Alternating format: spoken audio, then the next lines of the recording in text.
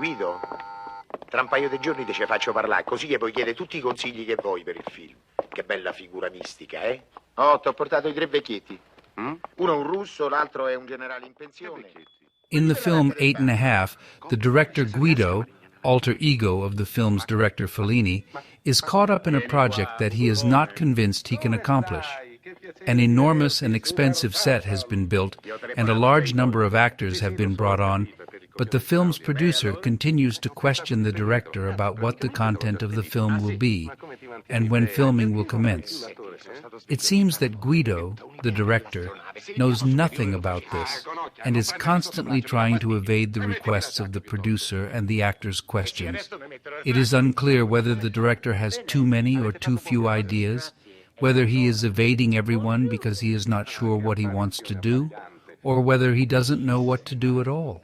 The initial idea for the title of the film, 8½, was The Beautiful Confusion, a title that exemplified well the mental condition represented by the protagonist. In the hotel scene, Guido meets a large number of people involved in the making of the film, such as actors, producers, journalists, and technicians. The actors want to know something about the part they will play, but it seems evident that Guido doesn't have precise ideas about what he wants them to do.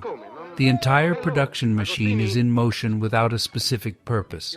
Perhaps Fellini and Guido with him are just accumulating elements but can't decide to get rid of any of them. The result is that the film, even before it starts filming, is a monstrous entity that encompasses everyone, trapping them in a sort of labyrinth. Perhaps terrified by the possibility of solitude, Guido doesn't want to give any clues that would lead to the final realization of the film and therefore its end. Procrastination serves him to keep everyone available, but inevitably, many of the elements that Guido accumulates cease to be functional and turn into ruins that infest the landscape of his imagination and his reality. Guido can't do without anything. This situation is not unknown to anyone who lives in the Italian landscape. A large number of monuments or ruins from different eras, linked to different cultures and beliefs, accumulate on top of one another, intersecting and mixing, creating a fascinating but tortuous and inextricable mental space. The monumental weight of the past loses its intelligibility because it can no longer be read linearly due to the accumulation of ruins and artifacts. The past looms over the inhabitant of this landscape, like Piranesi's images that express, even more than a real landscape, the gigantism with which the past afflicts and at the same time exalts anyone who finds themselves contemplating this spectacle. Italian neo-realist cinema was born in a landscape of rubble, in the bombed cities of World War II. This desperate landscape had not discouraged Italian filmmakers, quite the opposite. They felt they were in a sort of year zero, to recall the title of Rossellini's film, Germany Year Zero, and dedicated themselves to a new search for truth and the creation of a new language. However, this does not imply that the desire to begin anew was not influenced by the long-standing landscape. Unlike other cultures, Italians have never felt the need to remove the large, heavy remnants of the past. Throughout history, Italians have been forced to coexist with archaeological evidence that they no longer understood or that contradicted their current beliefs. This has never been a problem, however. Indeed, ancient and new beliefs have often been summed up in synthetic images. The Madonnas of the 16th century can have a strange resemblance to the Venuses carved by the Greeks and Romans that emerged from the underground. Botticelli's Venus and a young Madonna by Leonardo present strange similarities, even in the type of cult that was given to them. Do not throw anything away, do not give up. Anything seems to be the philosophy of the Italian landscape and its inhabitants. Accumulation thus becomes an aesthetic principle, completely opposed to Mies van der Rohe's motto, less is more. Aesthetic pleasure can be obtained from the layering of the most heterogeneous materials, from the lack of synthesis, from the excess that confuses. It's a bulimic aesthetic that doesn't intend to give anything up, perhaps because of the fear of losing what really matters, because what really matters is hidden in the accumulation, and we're not yet able to recognize it, how can we know what's truly important among the millions of things surrounding us? Perhaps only one of those things is decisive, and perhaps it's not the one we expect. Perhaps it's not the one we believe. A particularly debatable aspect of this attitude is represented in 8½ by the harem scene.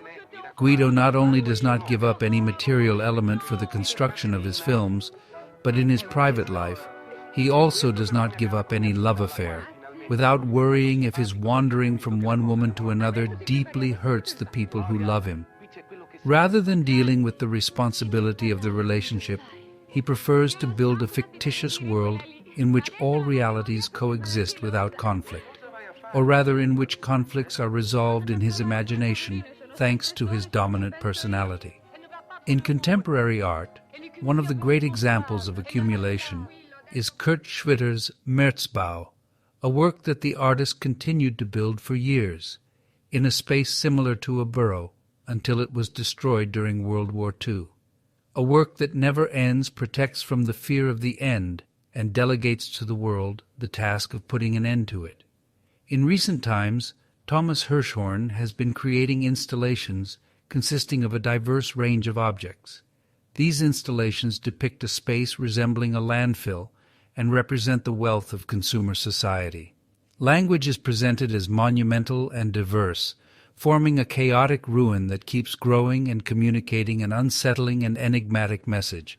A film that presents several points of contact with Fellini's 8½ is Charlie Kaufman's Synecdoche, New York.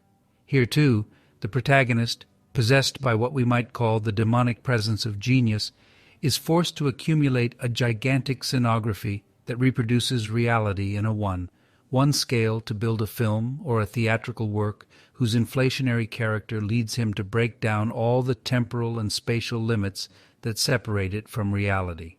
As in the case described by Borges in his A Universal History of Infamy of the Emperor's Map, that is completely accurate because it follows the exact dimensions of reality, this type of representation becomes useless and devours its own author. What is the difference between this type of aesthetic attitude and the so-called Diogenes syndrome of people who end up dying suffocated by their own waste? The need never to put a period on the opera, never to place spatial limits, never to discard anything, is probably nothing more than a resistance to the very idea of dying.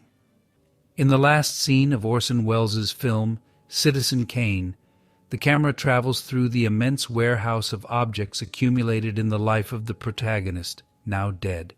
An endless expanse of objects outlives him. At a certain point, the camera shows us some people throwing into a furnace what they presumably consider useless objects. Among these, we see the only object that mattered, the one that gave meaning to the protagonist's life at its innermost core. It is the sled with the inscription Rosebud, the infinite accumulation caused by the terror of missing the crucial point. The object that makes everything meaningful failed precisely because accumulation choked perception, made the essential disappear.